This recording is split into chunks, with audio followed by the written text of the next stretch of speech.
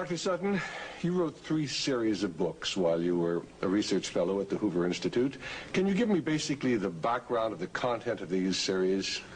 Yes, the series I wrote at the Hoover Institution at Stanford University concerned the transfers of Western technology to the Soviet Union, and essentially comprised 3 individual books. Each book covers a period of time since 1917. And then you wrote a second series of books on Wall Street. Yes, these were trade books. In other words, they're not academic books. They're written for the general public. They concerned the build-up of the 3 types of socialism: Bolshevik socialism in Russia, what we might call welfare socialism in the United States, and Hitlerian or National Socialism. And each book examines the financing and the contributions made by Wall Street, by international bankers, to the development of that specific form of socialism. Now, in your research and analysis, and your efforts to bring out the facts about what was going on in our society, did you encounter any effort to discourage you, to prevent you from bringing out the background of America's involvement in the financing of international communism? Yes, very definitely. For example, when I was at the Hoover Institution, in 1972, I went to Miami Beach to give some testimony before the Republican National Committee. And although a congressman had hand-delivered to the wire services this testimony, which was later printed, the wire services refused to transmit it to the newspapers. Then when I got back to the Hoover Institution in California, I was called into the office of the director, and I was told in no uncertain terms not to make any more speeches like that, and that this information should not be made public. This was the information that we were giving the Soviet Union the technology to develop its war potential? Oh yes, at that time we were in Vietnam, and as you know, the Soviets were supplying the North Vietnamese. This was 1972? 1972, yes. And for example, I knew that the Gorky plant, which was built by the Ford Motor Company, the Gorky plant in Russia produces the Gaz series of vehicles. The Gaz vehicles had been seen on the Ho Chi Minh Trail. We were supplying equipment to the Gorky plant in the middle of the Vietnamese War, and these trucks were being used to carry ammunition supplies which were killing Americans. Now, I thought this was morally wrong, and I said so at Miami Beach and at the Hoover Institution. And it was this type of information that was suppressed. And so what eventually happened as far as your activities at the Hoover Institution were concerned? Well, I didn't pay much heed to the warnings. I published a book called National Suicide in the following year, which summarized our assistance to the Soviets, our military assistance to the Soviets. And when that book came out, again, there was great pressure to stop the book. There was pressure on both the publishers and me personally. And I felt I couldn't take this, and a few years later, I just left the Hoover Institution, and since 1975, I've been an independent author without any ties whatsoever. Let's go a little bit into the background of the financing of the German war machine that we fought in the period 1941 to 1945. Could we start, first of all, with the original financing of Hitler between 1922 and 1923, when he was first making his effort to come into prominence in Germany?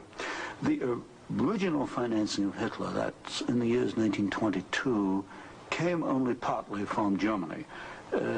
One of the most prominent Americans concerned with financing Hitler was Henry Ford. In fact, Henry Ford received a medal in 1938 for his assistance to the early Nazi Party. Then, of course, Hitler had his attempted push in 1923. He went to jail, and then we begin another era in the rise of Hitler.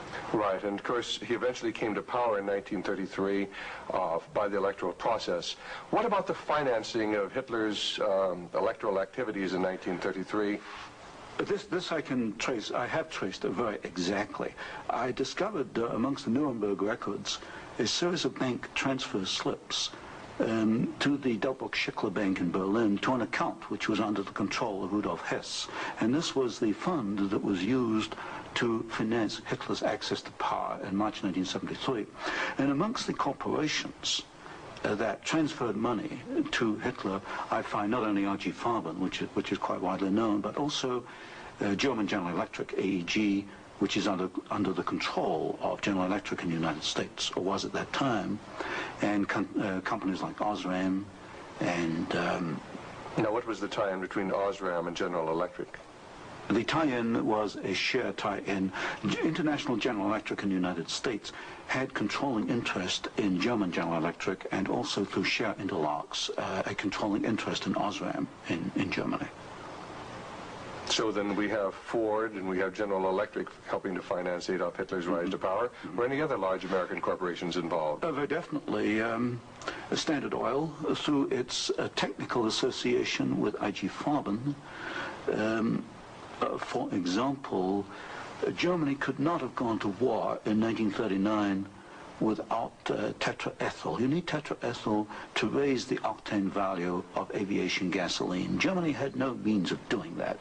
This was developed in the ethyl laboratories in the United States and transferred to the Germans. Standard Oil came up with the hydrogenation idea, which was very essential for Germany in the 1930s, because to raise the quality of its gasoline for aviation purposes. This was transferred to the Nazis. And ITT, for example, International Telephone and Telegraph, was very intimately associated with the Nazis through Dr. Schroeder, who was head of the ITT subsidiaries in Germany. And ITT controlled companies which made not only electrical instruments, but also the Focke-Wulf plant, which made airplanes, fighter airplanes. So what you're suggesting then is that American corporations were helping to finance the German industry that was building up the war potential? American corporations, only a few, not many, financed Hitler through their subsidiaries. They transferred technology. They transferred material assistance, for example, stocks of tetraethyl before the Germans could manufacture it under the joint manufacturing agreement with the United States. And also they financed this. For example, Standard Oil financed in 1933 the development of the gasoline industry in Germany, which was needed to fight World War II. And that's a very interesting point. Could you go a little bit into the background of where Germany got its oil to fight the Second World War? Because certainly Germany doesn't have oil resources. Germany does not have oil resources, that's true. It used in World War II synthetic oil, which it got from coal. And the basic technical processes for the development of oil from coal came from the United States, from essentially from the Standard Oil laboratories, which had this technical assistance agreement with IG Farben. And of course IG Farben contributed something like 60% of the explosives needed by the German Wehrmacht, probably about 40–50% of the gasoline needed by the Wehrmacht and by the German Air Force, the Luftwaffe. And was there a definite interlock between IG Farben and Standard Oil? The interlock was at the technical level, the exchange of patents. It was through a financial technical assistance agreement. There were other interlocks with the United States through a subsidiary, IG Farben, in the United States. But with Standard Oil, the interlocks were at the technical and financial level.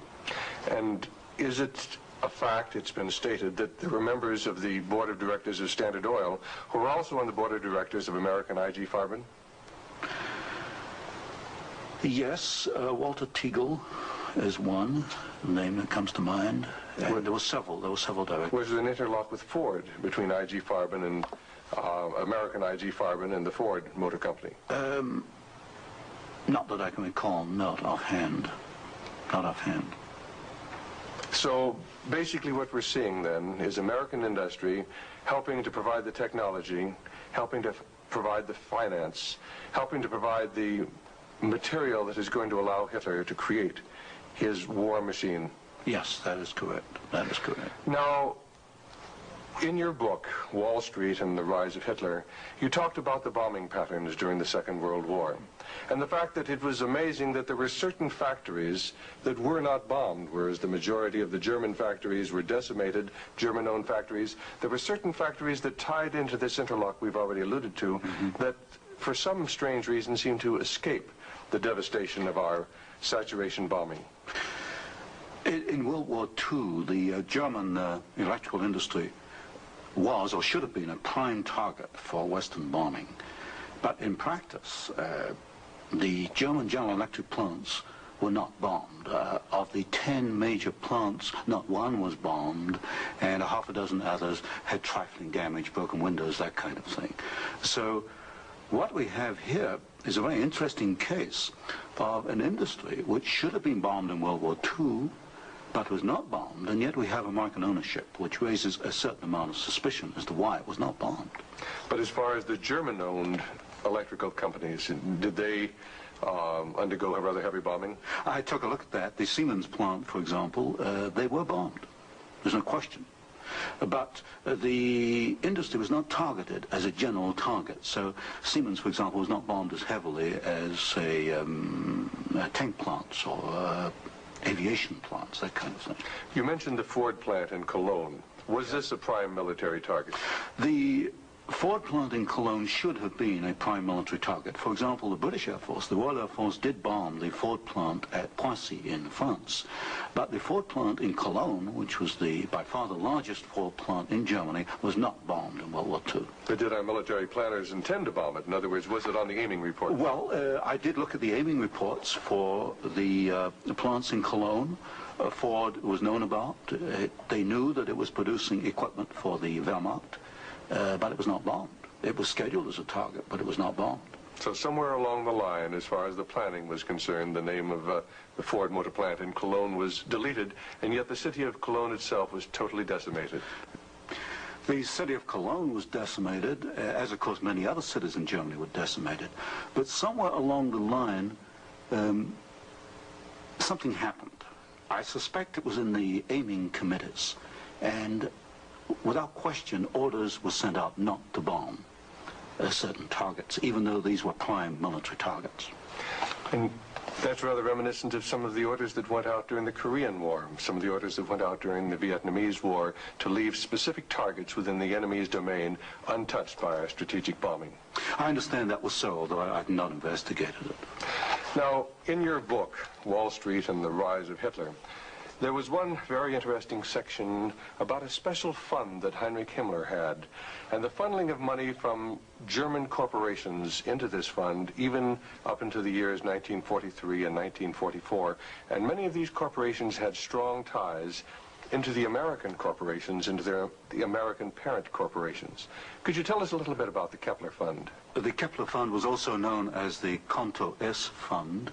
It was what we might call Heinrich Himmler's personal slush fund. He used it for his own personal projects.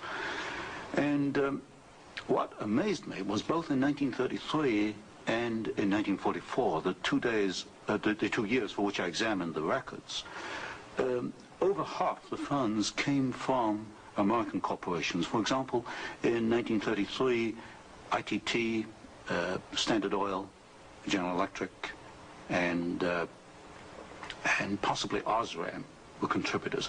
Even in 1944, in the middle of World War II, we find that ITT was funneling funds to Heinrich Himmler's fund through Schroeder, who was the chairman of the ITT subsidiaries in Germany. We also find that DEPAG, the Standard Oil subsidiary in Germany, was financing Heinrich Himmler, and this was in the middle of World War II.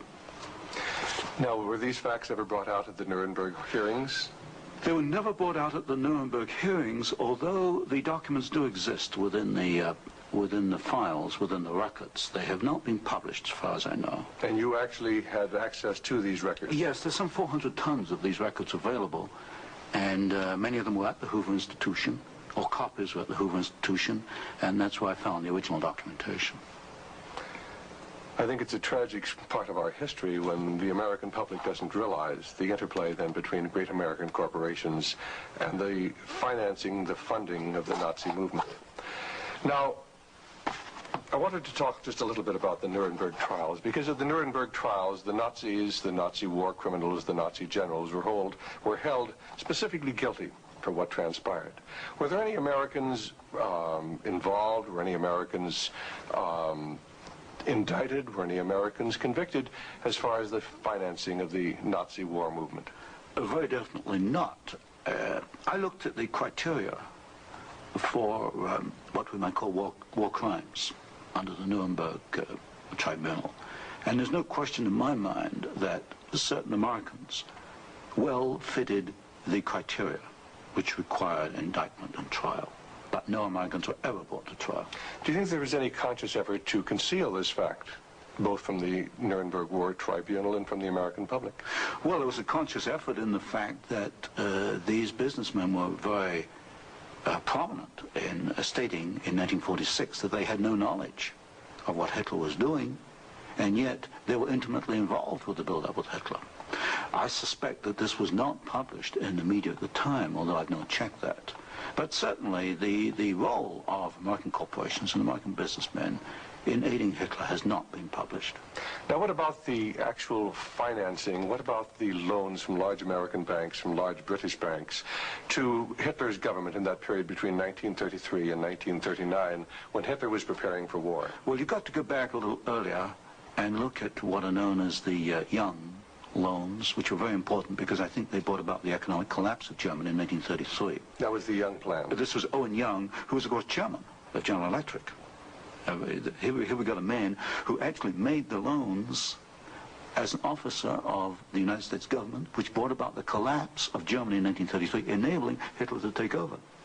And then subsequent to 1933, you get a series of loans. A very good one is Standard Oil, which loaned several $1 million, at least, to Germany to build up its aviation gasoline facilities. And there are other examples. Fine. Well, I'd like to get a little bit into the background of the financing of Bolshevism, because I think this is vitally important. And we can go back to the period after the Second Revolution, which was in October and November of 1917. The initial financing of Lenin's movement, how did it tie into the American corporations?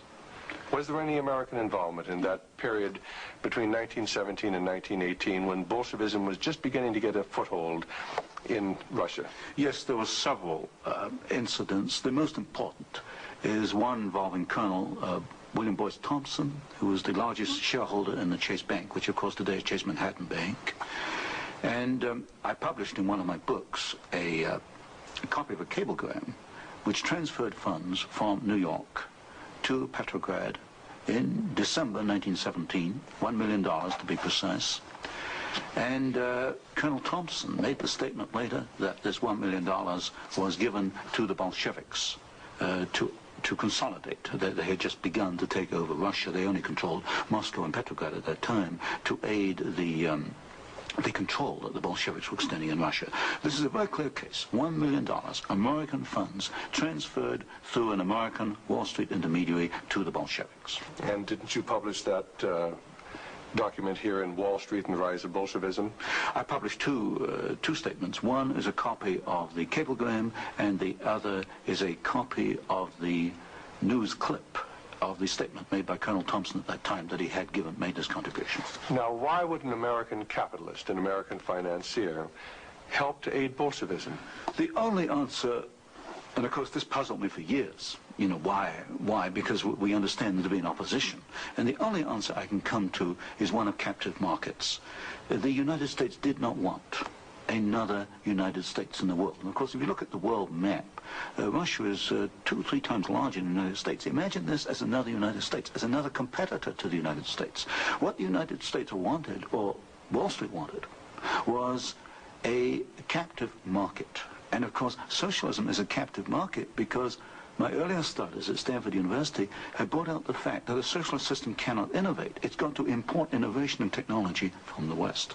And so I think the aim behind this was to encourage the development of Marxism and other types of socialism, because this would give these Wall Street bankers control of a world market, a captive market. At the end of the First World War, Russia was devastated by famine, and America sent a relief mission. It was the Hoover mission. Do you know any of the facts surrounding the activities of the Hoover Commission?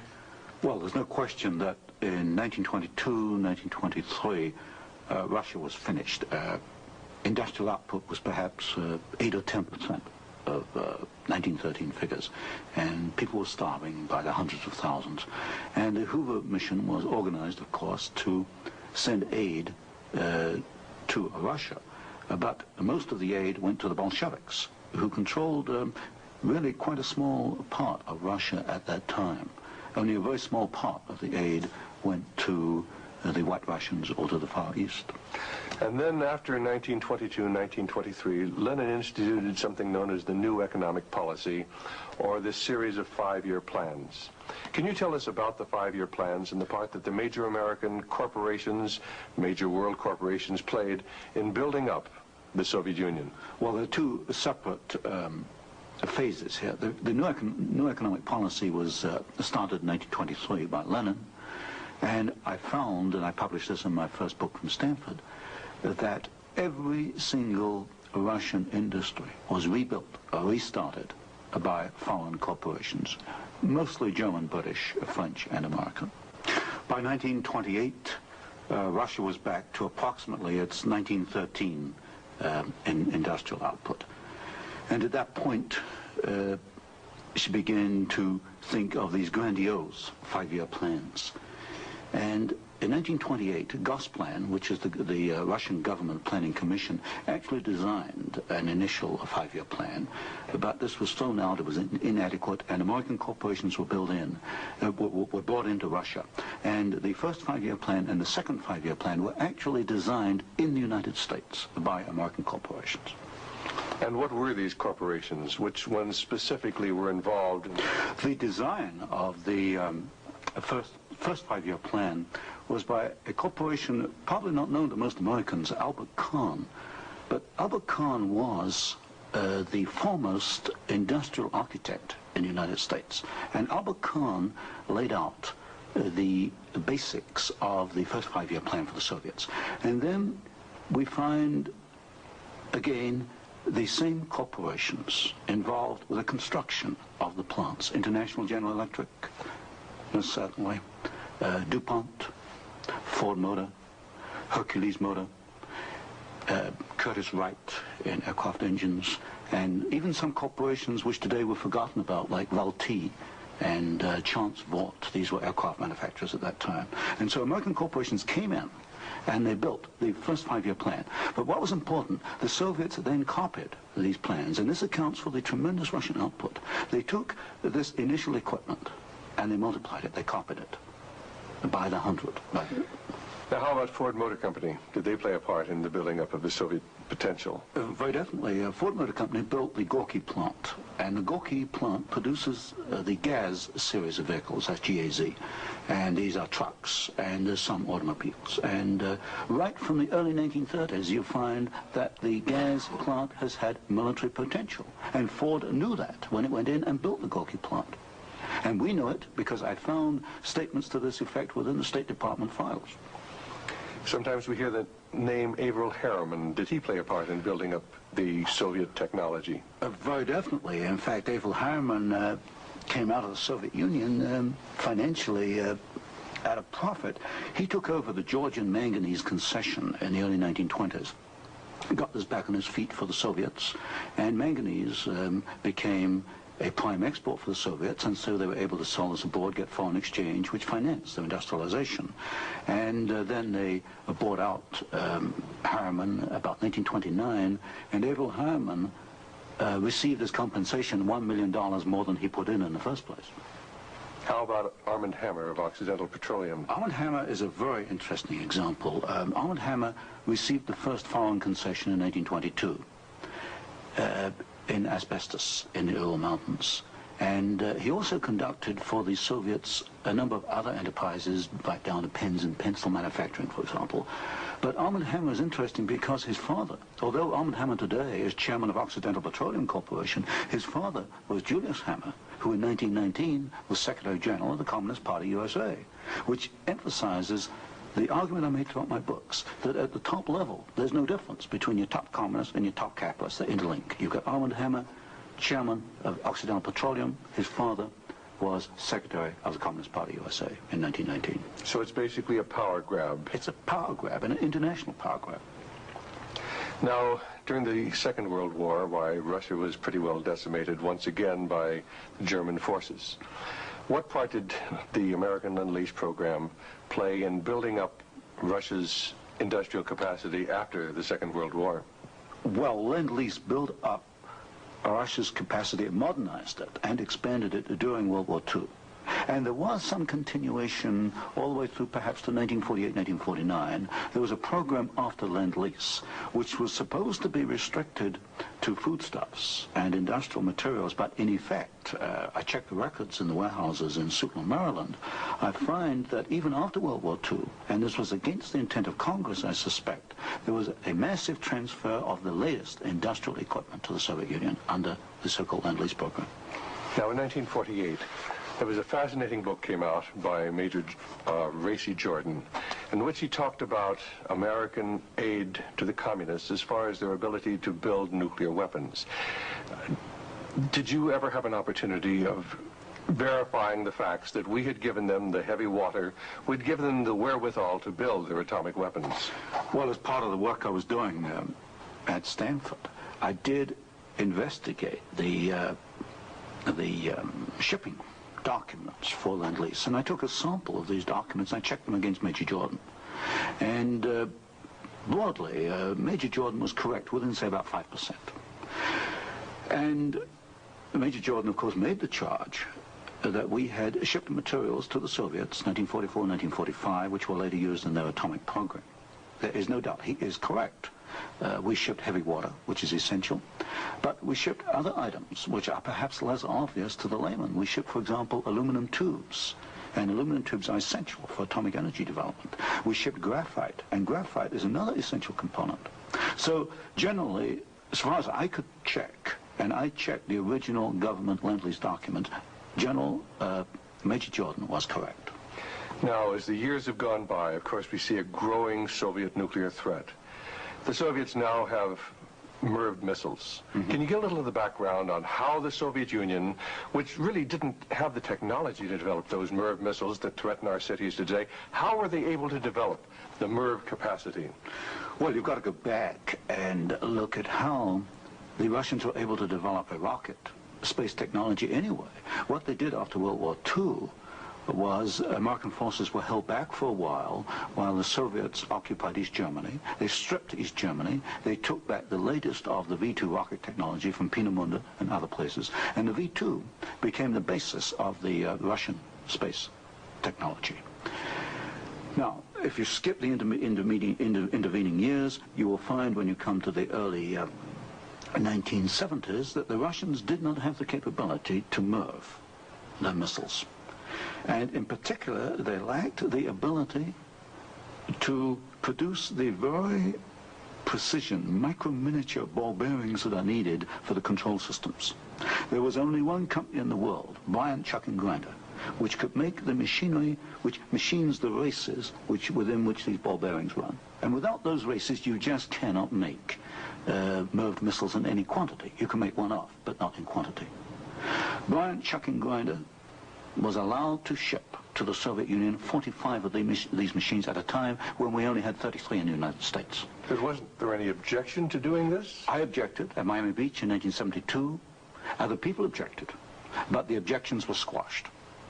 And predominantly at fault here is Henry Kissinger and the incoming administration, the incoming Nixon administration. This was known, I'm sure it was known in DOD. If I knew it, then certainly DOD knew it. But the objections were squashed, and there was suppression of the information. And so once again we see America building up the military capacity, the nuclear threat from the Soviet Union. Well, this goes, when you talk about MIRVing of missiles, you're talking about a quantum jump in your military technology. Now, I'm not a military man, but to me, the ability to do that is a massive leap forward, and we enabled them to do it, and we did it knowingly and deliberately. During the Vietnamese War, the Soviet Union and the Eastern European satellites were the primary suppliers of war materials to the North Vietnamese who were killing American boys in South Vietnam. Would you comment on our aid and trade with the Soviet Union and with the Eastern European satellites during that period of time? Well, there's no question that the Soviets were the prime suppliers of military equipment and suppliers to the North Vietnamese. Let me give you an example. the American pilots, as they flew over the Ho Chi Minh Trail, described the trucks that they were seeing as American trucks. Well, they were American trucks because they came from the Gorky plant, and Gorky was built by Henry Ford. And so you have the situation where we were, in effect, supplying both sides in the Vietnamese War. But the trucks were being built by the Soviet Union. However, were they getting any materials from the United States to help build those trucks? Yes, in the early 1970s, I know specifically of shipments of equipment into the Gorky plant while the war was going on, which in effect were aiding the Soviets to build more trucks to be used by the North Vietnamese. How about loans? Was America extending loans to the Soviet Union during this period when they were the primary financiers of the North Vietnamese? Yes. Beginning about 1970, there was a massive grant of loans to the Soviet Union. I'd say by about 1976, it must have totaled perhaps $40 billion outstanding. And so this, of course, these loans were used to enable the Soviet Union to purchase industrial equipment in the United States, and this industrial equipment was used to manufacture, in part, military supplies which were used against us in Vietnam. How about Russian shipping that was being used to ferry supplies to North Vietnam? Shipping is a very interesting example because the Soviets published a shipping register, about 6,000 ships, and I analyzed every one of these ships, both the origin of the technology of the ship itself, the hull, and the engine. Most of them are marine diesel engines. And I find that 60% of the Soviet merchant marine, which of course has military usefulness, 60% was built aboard. Only 40% in the Soviet Union, and that largely to Western design. But when you come to marine diesel engines, you find something really fascinating. You find that 80% of the marine diesel engines in Soviet merchant ships are Western engines, Burmeister and Wain of Copenhagen, Sulzer of Switzerland, Fiat of Italy, because that name has come up before. But the other 20% of marine diesel engines built in the Soviet Union are built to Western design under technical assistance contracts from Sulzer and Burmeister and Wain. So in effect, there could be no Soviet merchant marine without assistance from the West. How about the building of the Kama River plant? Kama River was built in the late 1960s, early 1970s. The basic design contract was let to the Italian firm of Fiat. Giovanni Agnelli is the chairman of the board. And this is important because Agnelli is tied in with Chase Manhattan Bank. He's on the International Advisory Committee of Chase Manhattan. What caught my attention was that Fiat does not manufacture automobile manufacturing equipment. All the Fiat plants in Italy contain American equipment. And what I found was that the equipment was coming, perhaps about 60-70% of it, from the United States, from major automobile equipment suppliers in the United States. I think it was known as the Fiat plant as a cover to perhaps divert attention from the fact that during the Vietnamese War, we were building the largest plant in the world. It covers 36 square miles. We were building for the Soviets, with American equipment, the largest plant in the world. And so it was called the Italian Fiat plant, and I think this was a blind. And so they were building their trucks and armored personnel carriers and other things that could be used then for warfare in South Vietnam? We knew that the Kama plant had military potential. In 1972, I wrote it in National Suicide. I said as much in Miami Beach in 1972. This plant has military potential. It can produce military vehicles. We knew it. And of course today in Afghanistan we find that the Kama vehicles that are there in Afghanistan today from the Kama plant built by American and Italian companies. And it was after you brought out this information that efforts were made to suppress your book, National Suicide, Yes. and your other studies? Yes, because I was bringing out the fact that the Kama River plant had military potential, that we were moving the missiles with the Bryant chucking grinder equipment, and of course other facts along these lines. And what sort of pressure was brought to bear upon you? What sort of pressure was brought to bear upon the publisher of your book, National Suicide? There was pressure on the publisher to prevent publication, to stop publication. He refused to do so. There's pressure brought upon me first to withdraw the book, and then a rather deceitful sort of pressure. It was claimed at the Hoover Institution that I had plagiarized Volume 3 of my Western Technology series, which was being published by Stanford University. Well, firstly, I challenged them to point out the plagiarization, and nobody could find even two sentences that matched up. But then I pointed out that I cannot plagiarize my own work. I hold the copyright on both books, and nowhere in the world can I plagiarize myself. That's a logical impossibility. And then gradually it built up over the following years that my research was perhaps going a little out of what was perhaps required or welcome would be a better word, and it should be confined within more narrow boundaries. And at that point in 1975 I left the Hoover Institution, and since then I've become an independent author, and I can publish what I want to publish. Do you know of any other instances where efforts were made to suppress publication of books through the Hoover Institute? I know one example, one I was personally aware of, and that was Julius Epstein's book on Operation Keelhaul, which is a very important book on the treatment of Russian prisoners of war in Germany after World War II. This book was in manuscript for several years, and he was not allowed to publish it. I heard that firsthand from Julius. Right, and eventually it was, of course, brought out. It was at a later point. Now, another example I can give is my own Western Technology series. The third volume of that was held in galleys for 1 year. Now, it costs a lot of money to hold a book in galleys, because when a book is in galleys, you want to get out on the market to start recouping your investment. That book was held in galleys for 1 year because it was not politically wise, acceptable to publish it at that time, even though it was an academic book. Now, you've done some fascinating studies on the Trilateral Commission. Can you tell us about the Trilateral Commission? The Trilateral Commission is a private organization founded by David Rockefeller in 1973. It was essentially financed by Rockefeller and some of the foundations, Kettering Foundation, Danforth Foundation, Ford Foundation. Ford Foundation was a very major contributor. And the stated objective is to encourage discussion amongst what they call the trilateral regions. I should point out that of the 300 members, 1/3 come from the United States, 1/3 from Japan, and 1/3 from Europe. But in effect, I find that the actions of the Trilateral Commission are very much self-interested on the part of the international banking community in New York. Now, as far as the Trilateral Commission's influence on the American government is concerned, it's been said that there is a very excessive representation of the Trilateral Commission in Jimmy Carter's cabinet and in Jimmy Carter's administration. Well, excessive is rather an understatement. I think there's some 200 million people in the United States. There are only 77 trilateral members who are American. Out of that 77, I counted no fewer than 18 trilateralists. That's about 1/3 of the trilateral American trilateral contingent turns up in the Carter administration. Mr. Carter himself was a trilateral, Mr. Mondale, Mr. Brown, Mr. Vance, Mr. Blumenthal, Mr. Brown, Secretary of Defense. In other words, they occupy all the senior cabinet and sub-cabinet posts. In fact, there's some key committees, intelligence and defense committees, which are only comprised of trilaterals. So here you've got 77 Americans selected by one man, David Rockefeller, who's chairman of Chase Manhattan Bank. And we find that they turn up in the key controlling positions in Washington under the Carter administration. And would this suggest to you that perhaps we do not select the government, that it is selected by these people who work behind the scenes? You can come to no other conclusion.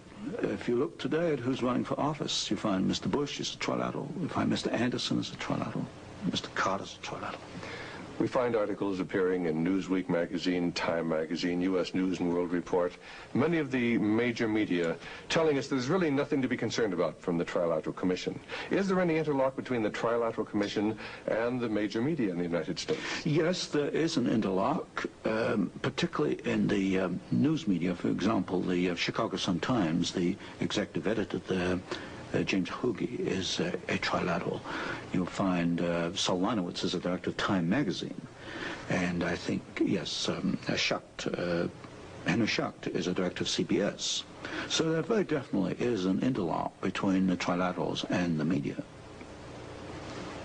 And perhaps this is the reason, then, that they rather play down the influence of the Trilateral Commission on contemporary American government. Yes, I had a computer survey made of all articles that have been printed on the Trilateral Commission since 1973. I could find worldwide only 73 articles. Now, what's the relationship between the Trilateral Commission and the Council on Foreign Relations? Well, of course, the Council on Foreign Relations is a much older organization founded in 1920. I did a study in which I compared trilaterals with or without membership in the CFR, Council on Foreign Relations. I find there's something over 50% overlap.